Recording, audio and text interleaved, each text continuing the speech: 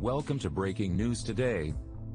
The like button, and if you're new, make sure they hit that subscribe button down below and turn on my post. When you look at all of this, what do you see? Selective moral outrage. It's important to remember some key details. First, Senator Feinstein and her fellow Democrats, they had this allegation for several months. Professor Ford issued a letter to lawmakers back in July. Now, Feinstein, when she met with Kavanaugh privately for long periods of time, she never asked during any of these private, lengthy meetings anything about this. And by the way, she didn't ask Kavanaugh about the charge during the public hearings that we all watched, the circuits that we watched. She didn't inform any of her Republican colleagues about the charge until the 11th hour, when a confirmation vote was set. And now she even admitted today she can't say everything being alleged is truthful. A quick moment of truth, but she was excoriated immediately thereafter. Watch this. I think it's really too bad that no one called her or called her lawyer. My understanding is she got emails. And this is a woman, and I really believe, who's been profoundly impacted by this. Now, I can't say everything's truthful. I don't know. Right. But I do know that they had to contact her lawyers. Well, they did. We checked in with Senator Grassley's office. She has now been invited numerous times to appear before the committee before sending this letter tonight. Now, Feinstein, after being excoriated by the base of her party, she tried to walk back those comments, saying, oh, she believes Professor Ford is credible. But this is the opposite of what we believe in this country, the presumption of innocence, due diligence. And frankly, what you're seeing and what you're observing and what you're watching is dirty political tricks at its worst.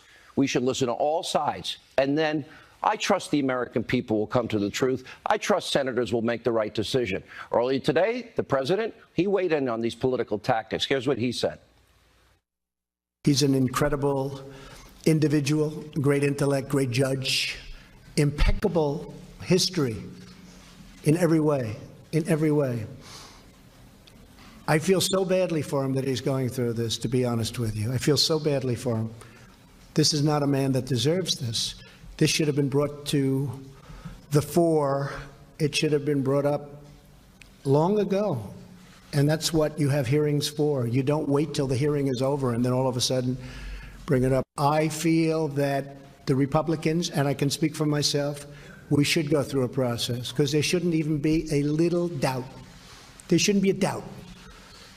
Again, they knew what they were doing. They should have done this a long time ago, 3 months ago, not now.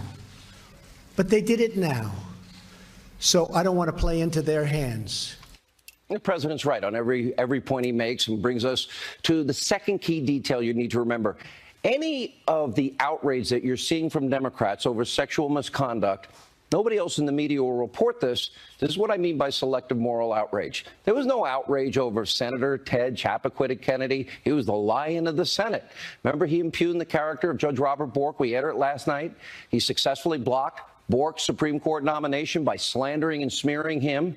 But this is a guy right there, Ted Kennedy, in 1969. He drove his car off a bridge into shallow water.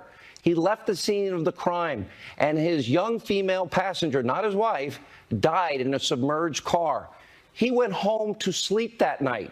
He never called the authorities until the following day. He told nobody. That woman, she has a name, Mary Jo Kopechne, could have been saved. Senator Kennedy was revered by Democrats as a hero. There was no Democratic outrage over. Look at even Bill Clinton, for example. He was beloved by many of the people still in the Senate today, despite, of course, his long track record of known sexual misconduct. Monica Lewinsky, Paula Jones, Kathleen Willey, Juanita Broderick, who accused him of rape. I interviewed her. I interviewed all those women. And that's when he was the Attorney General of Arkansas. Still, Senator Feinstein, Schumer, Dick Durbin, so many other Democrats enthusiastically supported Clinton, even voted against his impeachment. And then there's current U.S. Democratic Senator Sherrod Brown. His ex-wife accused him of domestic abuse a few years after what they're claiming Judge Kavanaugh did, and even filed a restraining order against him. There's a new Political ad just out today. Now, while Senator Brown and his ex-wife now get along and she supports him politically, well, the record speaks for itself. That's the record. And still, Feinstein is apparently unconcerned over those charges. We reached out to her office today for comments. Crickets. And there's also DNC Deputy Chairman. This is now currently happening. Keith Ellison. He's running to be Minnesota's next Attorney General. Ellison's ex-girlfriend recently accused him of serious physical and emotional abuse.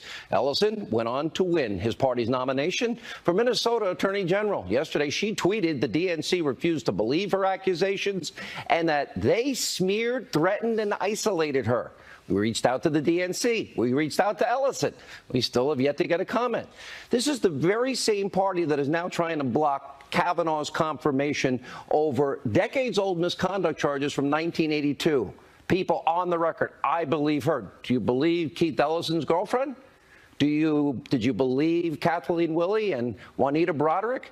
This is the same party of Harvey Weinstein and Anthony Weiner and Elliot Spitzer, and I can go on. As I've said before, the charges are serious, and we need to hear from Kavanaugh's accuser, Professor Ford.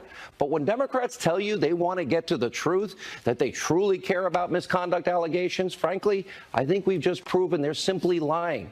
Selective moral outrage, rushing to judgment, no presumption of innocence. The American people are smart. They see what's going on. Every American deserves this fundamental principle of presumption of innocence. You all deserve it. And Judge Kavanaugh deserves it. And the woman making the allegation deserves to be heard. These are serious allegations. But what you're seeing is a political tactic that we have seen many times. They did it to Judge Bork, they did it to Judge Clarence Thomas, and now it's Judge Kavanaugh. So you also have a right to be skeptical. The reaction to the latest Kavanaugh developments, American Conservative Union Chairman Matt Schlapp, Judicial Crisis Network Chief Counsel Carrie Severino, and Fox News contributor Tammy Bruce, thank you all for being here. You were shaking your head a lot during that monologue. My God, I'll just tell you the embarrassment of this. Look, I was the president of LA Now in the 90s. In 1992, I worked on the Feinstein. Well, now is National Organization for Women. That's right. I worked on the Feinstein and Boxer Senate campaigns because, you know, after the Anita Hill situation, I was told we needed fairness. We needed it to be better. We needed it to, you know, be something that the American people could trust. And here we are 26 years later, and Feinstein is now wielding that hatchet. This is not a search for the truth. It is not a desire for justice. This is a political assassination of Judge Kavanaugh. And the issue becomes here not, and this is what's awful for all of us, frankly, who have worked to have women be taken seriously on issues of violence against women, domestic violence, rape, harassment, is that we've demanded that and said and asserted that women can be taken seriously, and they should be. And yet now, we don't know what happened 36 years ago, but we do know what happened in July. And from that point forward, this has been a politicized framework. This woman's experience has been packaged as a weapon. And this is what we've promised the American people as feminists, that that would not happen, that you can trust women, and that we want the system as it exists to simply hear us. We are not asking for the accused to have no rights, to be, removed from the process of due process and from the rule of law. And yet now that is what every American is hearing. It is an insult to every woman who's been sexually assaulted. For those of us who've had experiences like that, it is a remarkable dismissal of our life experience and what we've demanded from the system. And I'll just tell you, it's offensive. I want her to get, and it's good that over 36 years she'd been in therapy, she made choices that were best for her. I'm not going to judge those choices, but right now she's come forward. She should be heard. It should be under oath. So should the judge, and that is all we're asking Tammy, right now. let me say, when a lawyer says that she's been the target of harassment, death threats as a result of... Horrible. By the way, all of us in the public, I know I sympathize with her. I pray for her. I also pray for Judge Kavanaugh and his family. We don't know, and this is the heart of the matter, Carrie, we don't know what happened in 1982, but we ought to hear from everybody. And that, to me, is the presumption of innocence. That is fundamental fairness. Take the charge seriously, and then also look at the entire context and texture that represents the last 36 years of Judge Kavanaugh's life. And then I think the American people will make a decision. Now they've decided to raise the bar. We demand an FBI investigation first. Hasn't he been investigated by the FBI? He absolutely has. I mean, this is moving the goalposts one time after another. They said first, after holding it all this time, right, there were opportunities to do this in a private environment, a confidential, that would have spared Ms. Ford some of the harassment that she's experienced now. That would have been much better if Senator Feinstein had talked about this, for example, in the closed hearing for Judge Kavanaugh. That's what that's designed to do. There was also I think this is an important point. The Republicans said, Mitch McConnell and Senator Grassley, it can be closed or it can be open. She doesn't have to go publicly with this, and I would understand the stress of anybody. But Senator Grassley's bending over and backwards. she now has raised. Listen, let me play a tape of this is her attorney Katz on fake news CNN, but this was real because one of the rare few moments.